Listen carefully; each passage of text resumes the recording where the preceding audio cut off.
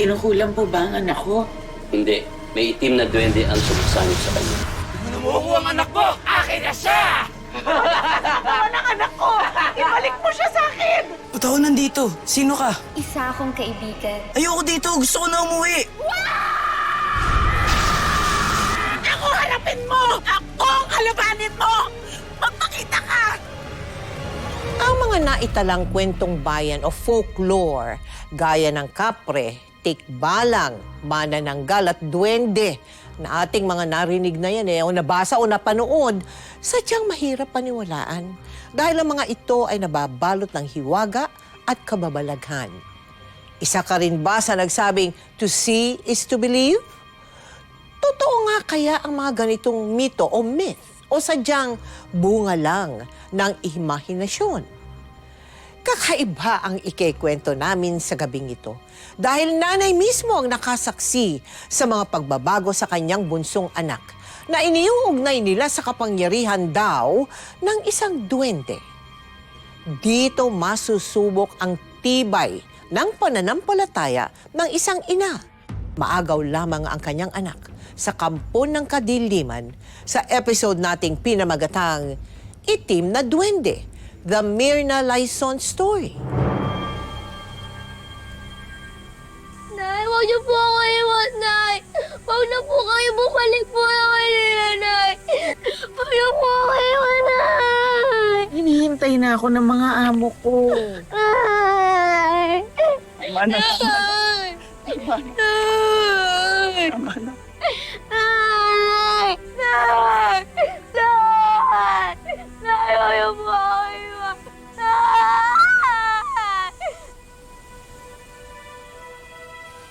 Kawawa ka naman, Rex. Wala ka ng nanay, ha? Bakit? Di ka ba mahal ng nanay mo, ha? Uwi na tayo. Pupulit sila nga daw sa Wag na, okay na yan. Tama na yan. Yan na, uwi na tayo. Sir, dali. Tama na.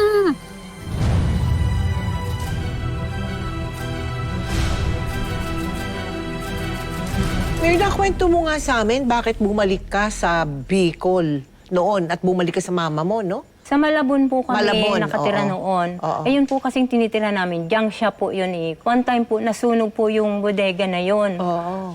Yung asawa ko po namatay din. So wala po akong choice kundi po bumalik sa nanay ko po. Doon po muna kami tumira. Pero ilang taon lang, bumalik ka na naman eh, sa Manila, di ba?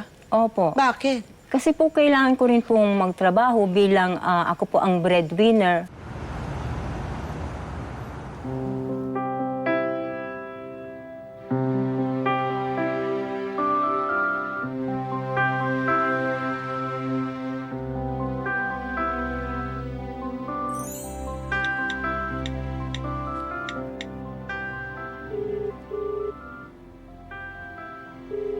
Nay! Kumusta na kayo dyan sa Bicol? Naku, nabalitaan niyo ba yung mga batang kinikidnap? Tapos binibenta yung laman loob? Diyos ko naman, napakahalang ng kaluluwa ng mga gumagawa ng ganyan. Ay naku, Nay. Nangyayari talaga yan. Ang dami nang nawawalang bata. Si Aiza, nandiyan ba? Pakausap naman. Aisa, mama mo. Oh, Ma, Aiza! Anak, kumusta ka? Naku, anak. Si Rex, ha? Kailangan mo bantayan. Alam mo, ang daming nawawalang bata dito. Ma, wala naman pong mga kidnapper na kumukuha sa mga bata dito eh. ang meron po, engkanto. wait, kung bata ka ha, huwag mong ginagawang katatawanan yung mga yan, ha? Hoy, saan ka na naman galing? Ba't ang dungis-dungis mo? Ma, pagalitan niyo nga po yan. Huwag ganyan, ha? Huwag kang pasaway. Huwag mong pahirapan ng lola mo tsaka ang ate mo. Alam mo naman yung lola mo. Baka mamaya lumala yung diabetes niyan. Pati yung Kuya Ariel mo, baka magalit sa'yo pag nalaman na pinapahirapan mo sila dyan. Ma, kailan ka po ba kasi uuwi? Natatagalan pa anak eh. Hindi ko kasi maiwan yung anak ng amo ko. Buti pa nga po sila, naaalagaan nyo. Ma, miss na po kita. Miss na miss ko rin kayo dyan. Pasensya ka na anak ha. Kailangan talaga magsakripisyo. Fisyo eh. Lahat naman itong ginagawa ko para sa inyo. Eh ma, sana nga po, magkasama-sama na tayo. Si Papa patay na.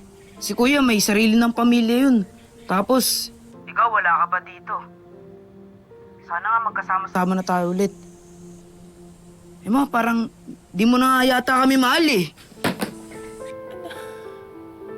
Rex! Huwag kang bastos kay Mama! Bumalik ka nga dito! Hindi na. Hayaan mo na. Pagpasensyaan na lang natin.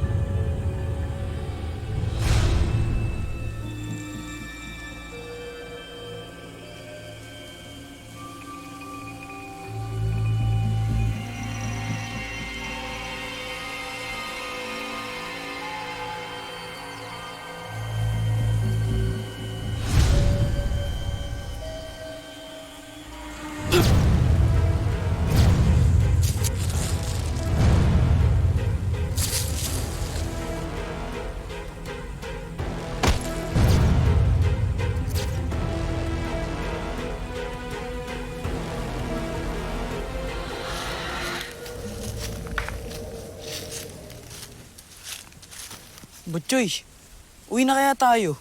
Uwi ka mag-isa. Mangunguha pa ako ng santol dun. Pwede, bala ka dyan, basta uwi na ako. Di umuwi ka. Duwag ka naman eh. Anong duwag? Eh, naniniwala ka nga sa mga kwento-kwento na may nagpapakita mga engkanto dito eh. Bobo ka ba? Tingin mo naniniwala ako dun? Hindi ah. Sus, bala ka nga dyan. Oh, ano nangyari sa'yo? Sakit. Aray! Aray! Aray, hindi ko magalayo pa ako. Ang sakit. Hala ka. Baka nanuno ka na.